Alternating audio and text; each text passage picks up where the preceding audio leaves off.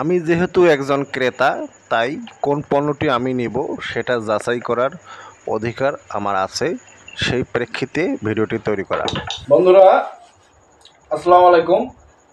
আজকে একটা প্রোডাক্ট নিয়ে এসেছি, যেটা হলো আমি ফেসবুক অথবা ইউটিউব অথবা বিভিন্ন মাধ্যমে হুজুরের বিজ্ঞাপন দেখতে দেখতে অস্থির।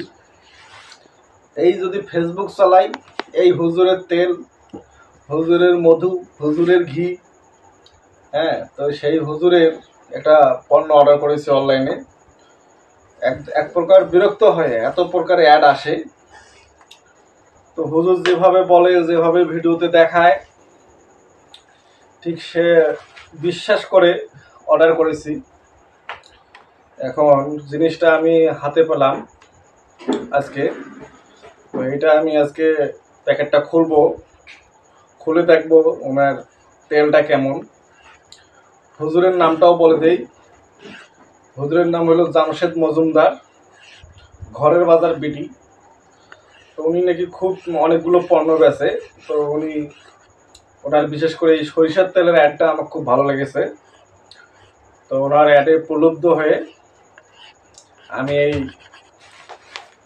তেল 2-3 প্যাকেট অর্ডার করেছি। এই যে দেখেন, ঘরের বাজার পেটি থেকে। এই প্যাকেটটা আমি খুলবো। তবে হুজুরের উদ্দেশ্যে বলে রাখি, হুজুর যদি তেল ভালো না হয় তাহলে এই ভিডিও আবার ভিডিও করে কিন্তু আপনাকে পচাবো। আর যদি ভালো হয় সেটাও ভিডিও করে আমি জানিয়ে দেবো যে হুজুরের তেল ভালো। তো আমি খুলি প্যাকেটটা।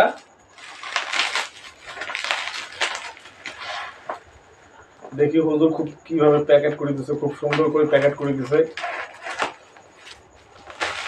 যাতে কুরিয়ারে আর কি আসতে সমস্যা না হয়।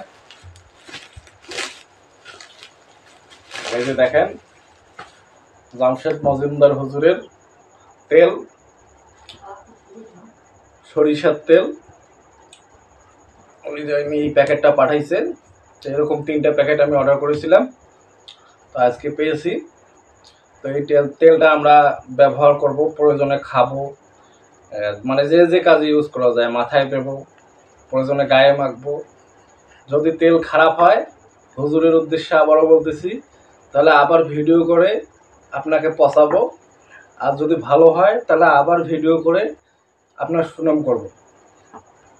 তো দেখি তেলের ককটা খুলে দেখি কি অবস্থা, একটু ঘ্রাণ নেওয়ার চেষ্টা করি।